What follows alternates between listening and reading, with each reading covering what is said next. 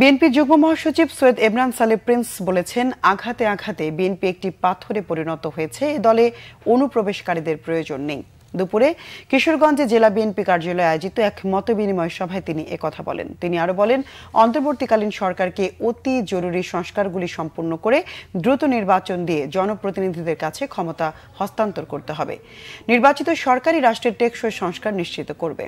নোয়াখালীতে বন্যা দুর্গতদের মাঝে ত্রাণ সামগ্রী বিতরণ করেছে জাতীয়তাবাদী স্বেচ্ছাসেবক দল। এতে উপস্থিত ছিলেন কেন্দ্রীয় স্বেচ্ছাসেবক দলের সাধারণ সম্পাদক রাজীব আহসান।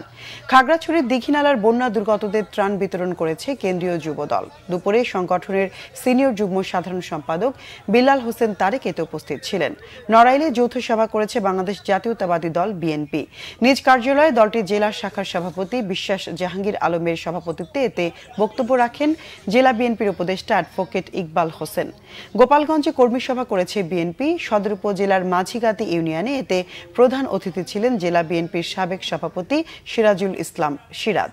এছাড়া ছাত্র জনতার উপর গুলি চালানোর অভিযোগে চট্টগ্রামের চন্দনাইশ উপজেলার চেয়ারম্যান জসিম উদ্দিনকে গ্রেফতারের দাবিতে বিক্ষোভ করেছে বিএনপি।